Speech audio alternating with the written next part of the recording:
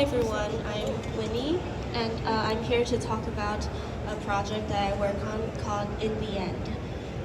In the end, players poses death in training, and with the guidance from a companion character that players will meet, they will interpret different heartbeats and determine whose life to release. Um, it's not really a choice because each scene, who is going to die has already been determined, and you are just performing that final action. So this project was created by a six-person team at Carnegie Mellon University. Under 14 weeks, I was the producer and UX researcher on the team, so that's where I will be sharing the perspective on. But the full team has a lot of programmers, artists, sound designer, and narrative designer. And our goal for that project was more R&D focused. We wanted to experiment with how vibro-tactile haptic gloves, so the gloves that we used was the B-Haptics tack gloves. They are also an exhibitor here. But we wanted to experiment with how that underutilized, underexplored haptic sensation can be used in VR to elicit or enhance an emotional response. And so why do we want to use haptics? It's because we learned that touch is one of the most visceral and long-lasting memories that sensations that can create memories. And we realized that in a lot of VR projects, haptics is only used as a reactory feedback, like weapon recoil, as well as more realistic sensations. So we simply wanted to try different things we can do. And so,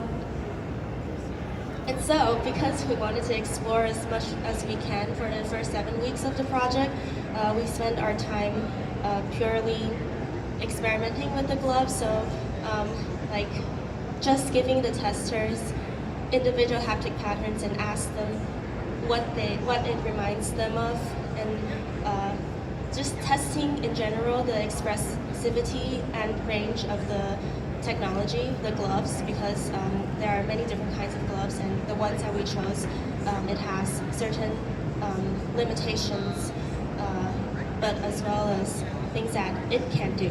And so after that, we then moved on to creating 9 prototypes for the haptic patterns that we felt that was powerful, and created different contexts for them.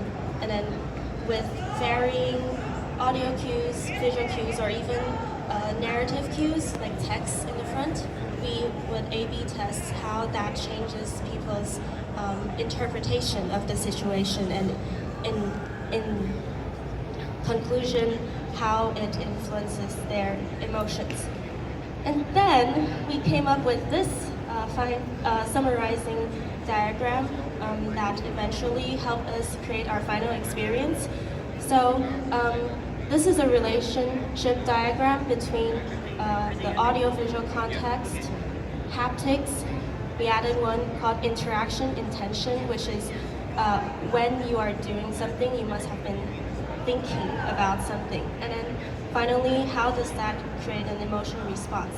And we found that the missing link is what we call sense memories. So when you do an action, when you see something in front of you, a cat, you already have a memory of what that could feel like. Or even something that is more abstract, like power blasting, you have memories from movies that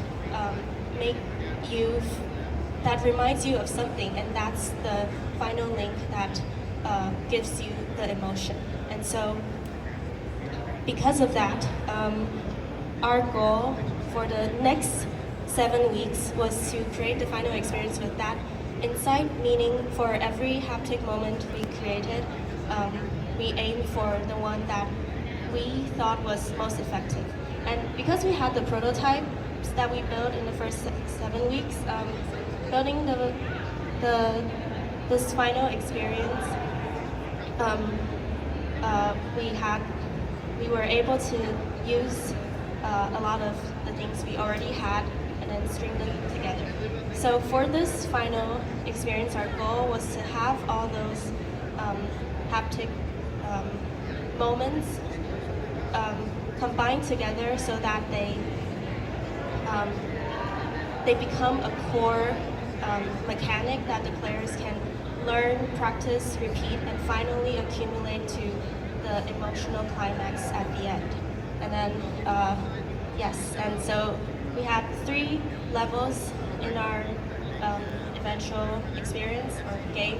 Different people interpret it differently, but we changed the context as well as haptics depending on the level of difficulty we want them to have. And then this is just a breakdown of the final heart moment, as we call it, which was interpreting the heartbeat with the heartbeat pattern. We chose the heartbeat pattern because it was something by itself, even without any context, with this vibrations itself, could already remind people of emotions. Like if we make it faster, people get nervous. If we slow it down, people say dying or feeling calm. And the second pattern was what we call crushing. That was a very interesting one because without the interaction intention, which was putting your hands out and then closing your fingers, it's just an arbitrary buzz on the hand. But once we have the players do this action, it is immediately very clear and very powerful emotion. And then finally, we added one that we added towards the end of the semester called residual feedback, was because in the emotional climax where the players have to close their fists to release the soul on people's hearts, there always has been a reported missing consequence of their action. And so residual feedback came from another haptic pattern that we had earlier, and then we reskinned it only for this to show consequence whether the person whose soul was released was protesting or they are accepting death, peaceful death. And so finally, in the end, we created In the End. And then because of the short time we developed the project, there were actually 2 more levels that we wanted to incorporate to make the narrative more the players' emotion connection with the companion more smooth and the pacing better. And our team, because we all just graduated, we're very busy, but we do intend to add those things in the future. And so and then we are there. So we hope to see you there, and also a lot of cool other projects.